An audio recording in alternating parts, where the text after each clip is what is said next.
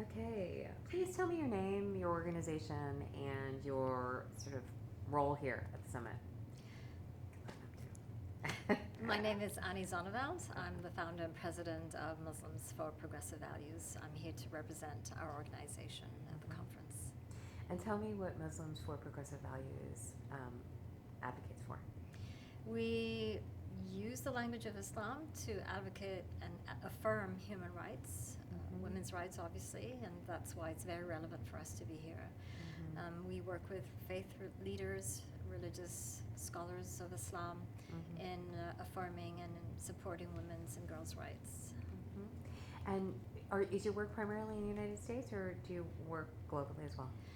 We are here in the United States as well as globally, and we have chapters and offices in Tunisia, Malaysia, Australia, the Philippines, and the Netherlands. So we are really growing. There's a lot of people in the Muslim world and in the Muslim communities in the West who really want to see a progressive Islam. That's the set of values that they advocate for and believe, and that's why it's growing. It's fantastic.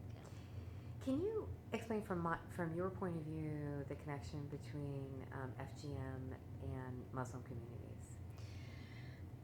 Unfortunately, Islam is being used to justify FGM, and there's been faith-based challenges to the religious authorities, and that prove it to us. Where does it say in the Quran or any religious text that FGM is sanctioned or approved or recommended for women and girls? And frankly, there's no such text.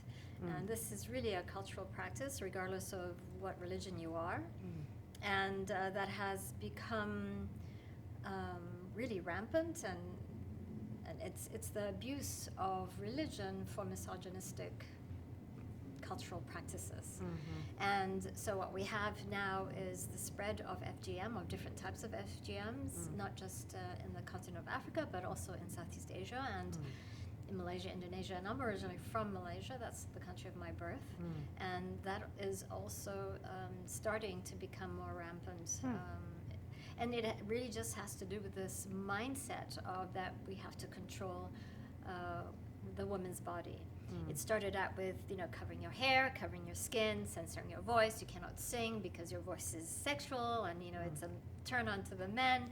And then now it's also, controlling your sexuality, the satisfaction of having sex, right? So it's all of that. There were at least one moment during our recent